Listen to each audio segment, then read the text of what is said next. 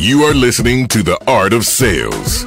Everyone sells every day, and this is your source for conversational, real-world sales and prospecting methods that you are comfortable using and that get results. You'll help people buy instead of pushing them into being sold. Here's your host, Art Sobczak. I'm going to share with you a prospecting opening statement suggestion that I read in an online post, and then I'm going to ask you to see if you can figure out what's wrong with it. And by the way, if you could see me right now, you could see I'm shaking my head. I mean, it's no wonder so many people get beat up on the phone when they try stuff like this that they think is from a supposed expert because they read it online. All right, so this opening comes when the sales rep has the person on the phone live. All right, so here it goes. Hi, this is Mark Peters with Reclamation Services. We specialize in commercial recycling services. And I'd like to ask you about your company's recycling policy. Do you have a moment for a couple of quick questions? Okay, so what critical component is missing here? Ding, ding, ding. You win the prize if you answered, why should the person take a moment to answer a couple of quick questions? I mean, come on. In my experience, the most common result with this type of opening is that most prospects, who of course are very busy people and who still very well might be great prospects, don't see any value in staying on the phone. And they perceive this as a salesperson who's wanting to pitch his or her service. And then they quickly brush off the caller. Now, what's also interesting, and this continues to leave me scratching my head in amazement, is that, sometimes people will actually answer the question in response to an opener like this. But you know what? When they do, they're still likely bracing themselves for the sales pitch. And sure, they're still on the phone, but they're tentative, they're skeptical, and they're guarded, and they answer questions in a very short and abrupt way, kind of like a hostile witness on the witness stand in a court trial. And that's not the desirable state of mind for people that you want to persuade and ultimately take action, right? Now, in my training programs, I'm all about crafting just the right words to form the optimal message to help us accomplish our objectives. And our objectives for the opening, there are two: put them in a positive, receptive state of mind, and then move them to the questioning. And when we do that, we want to minimize any chance of resistance and then also maximize our chance for success. And as I've demonstrated so many times, one or two words can make the difference. And also, this further underscores the necessity for being prepared for what you're going to say and never winging it. Because whenever you wing something, you're just turning in your rough draft. So your opening's got to create the thought in their mind that you might be able to do something for them. And this sparks their curiosity and their interest and earns the right to take some of their time and then puts them in a more favorable frame of mind to answer your questions, since you've already hinted at the payoff for them. Now, using my smart calling methodology, the missing component can be very easily added, and it can make this example so much more effective.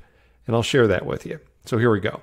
Hi, I'm Mark Peters with Reclamation Services, and I understand that you've adopted a corporate-wide green initiative and have been looking at some options. Well, as a commercial recycling service, we specialize in helping metal service centers reduce their waste hauling expenses and get paid more for their scrap, and also help them save money on everyday paper goods. So if I've reached you at a good time, I'd like to ask a little bit about your compliance guidelines that you've been given to see if I could provide some information.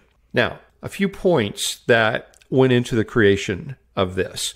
So in my example, the caller used sales intelligence, some that was found on the company's own site about going green, and then also some by doing social engineering, which I've spoken about many times, which is speaking to others in the prospect's company and asking questions. So therefore, he was able to instantly relate to a trigger event that's relevant in the prospect's world at that time and made it all about the prospect. Also, this example hinted at 3 concrete benefits that they have provided to similar metal service centers, which would give an economic benefit in addition to helping them comply with their internal green initiative. And then the caller smoothly transitions into the questions, making it easy for the prospect to participate from a positive, receptive state of mind, like a friendly witness on the witness stand, not that hostile witness. So, what type of prospect would you rather be dealing with? So, bottom line, there's a lot of free sales information readily available online. Some of it's really good. And I do suggest, though, be wary of a lot of stuff that you read out there. Hey, I don't claim to have all the answers or any magic phrases, but I know what I suggest to you is going to help you more often than not. All right, hey, you know what time it is. Your attitude will be iron every way, you'll never feel what they say. It's the art of the sales quote of the day. That's right, it's time for the quote of the day. And today's quote is pretty simple. Everything you've ever wanted is on the other side of fear. It comes from George Adair. Everything you've ever wanted is on the other side of fear, which means if you fear getting a no, what you want is going to be on the other side of that. And by the way, what you fear is probably never going to happen anyway. All right. Hey, would you like to be able to put together your own opening, just like I demonstrated here, that creates interest? And also, how about voicemails that get returned, questions that get prospects telling you exactly what they need, and then also what to say in all parts of your prospecting and sales call? Well, I want to give it to you free. In my book, How to Place the Successful Sales and Prospecting Call. This is an actual turn the pages book, made out of paper, that I will mail to you in the U.S. free. I do ask that you contribute to the small shipping charge. And what I ask you to contribute doesn't even cover all my costs, but that's okay. I want you to have this material and be successful in your calls. So here's how you can get it. Go to freesalesbook.com. freesalesbook.com. For international friends, we have an option there for you just below the order form. All right. And hey, if you would like more tips, more free tips, go to my blog, smartcalling.com, smartcalling.com. And if you enjoy the show, send them to our show site. A lot of links here, theartofsales.com, theartofsales.com. Thank you so much for investing your valuable time with me. Until next time, go out and make it your best sales day ever. I'm Art Sobczak.